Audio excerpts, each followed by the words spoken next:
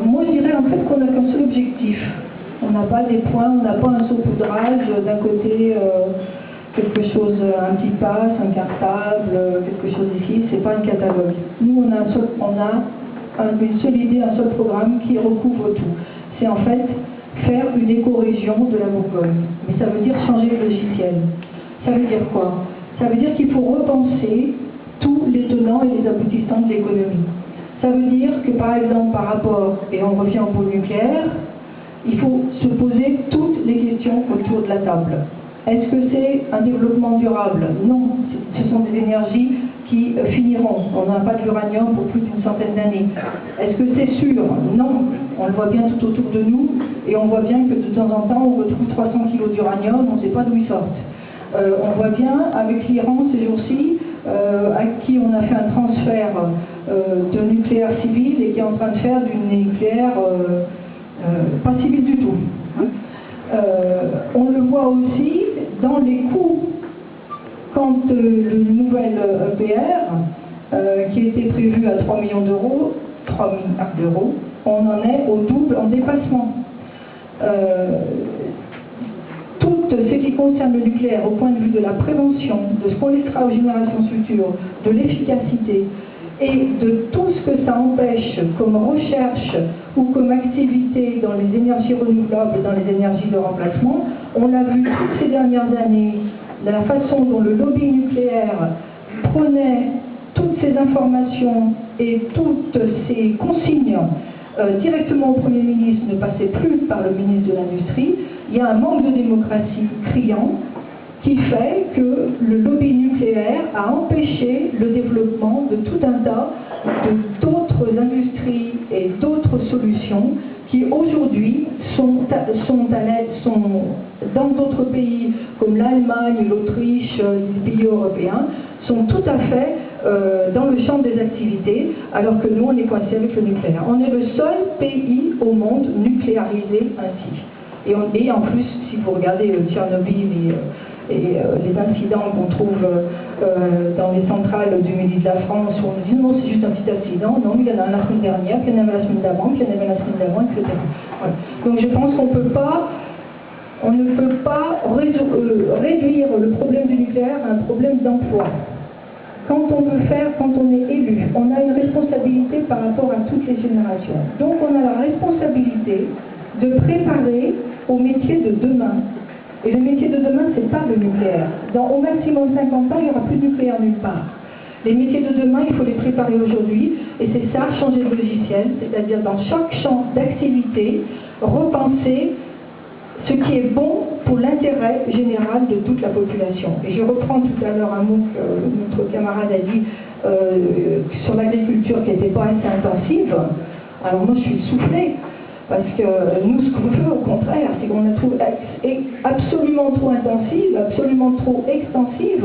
On a complètement détruit les sols et peut-être même détruit la vie des agriculteurs, puisqu'il y a une étude qui est parue il y a 2-3 jours où ils avaient une prémonition à un certain type de cancer grâce aux pesticides dont ils ont arrosé leurs champs pendant une vingtaine d'années.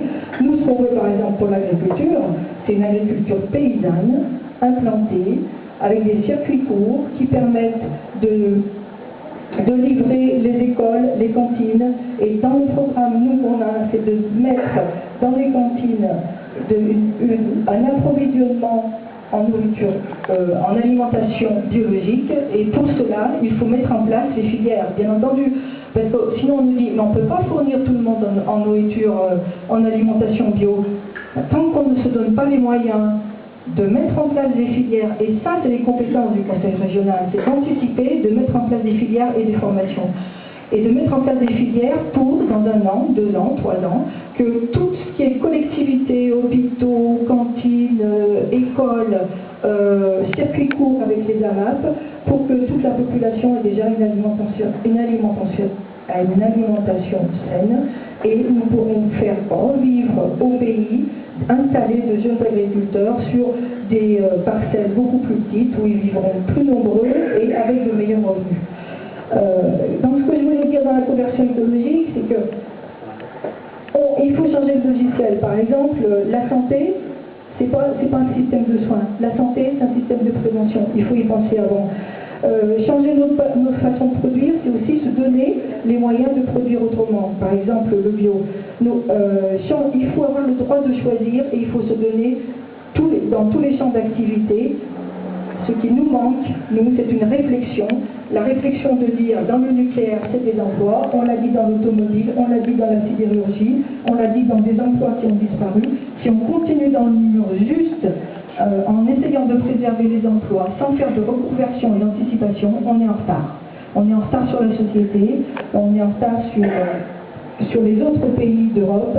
Et on parlait de fiscalité tout à l'heure. J'attaquerai absolument pas le Conseil général sur le thème de la fiscalité. Il suffit de regarder dans quel état est l'endettement de la France. Il n'y a aucune comparaison possible. Voilà. Nous, ce qu'on veut, c'est écologiser tous les programmes de la compétence du Conseil régional. Vous avez par exemple les lycées. Il y a un programme de bâti, tout écologisé. Je vais vous expliquer ce que ça veut dire. Je vais vous expliquer ce que ça veut dire. Ça veut dire que dans un appel, dans un marché public, au lieu de faire du moins-disant toujours, en cherchant le meilleur marché, on donne des conditions, on donne des conditions qui sont du social, c'est-à-dire est-ce que l'entreprise est une entreprise dont on vérifie qu'elle ne soit pas en sous-traitance systématique pour avoir après des travailleurs sans papier. On regarde dans ce qui est fourni si ça correspond à du bâtiment durable et à de l'énergie renouvelable. Si on rénove déjà tout le bâti des lycées et tous les bâtis du conseil régional, on aura une façon d'orienter les subventions du conseil régional et de faire changer de politique.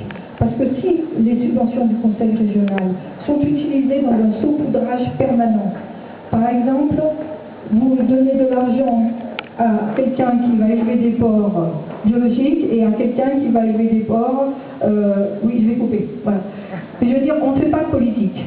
Quand on privilégie le nucléaire, on ne privilégie pas de l'autre côté toutes les énergies renouvelables. Ce que je veux juste finir par rapport au nucléaire. Le nucléaire, c'est Areva. Areva, c'est une société qui se débrouille très bien toute seule. Est-ce qu'elle a besoin que le conseil régional gaspille des fonds qu'elle pourrait utiliser pour reconvertir la région, alors que Areva fait des bénéfices et ça n'empêchera pas en plus Areva de fermer l'usine de Mâcon. Voilà.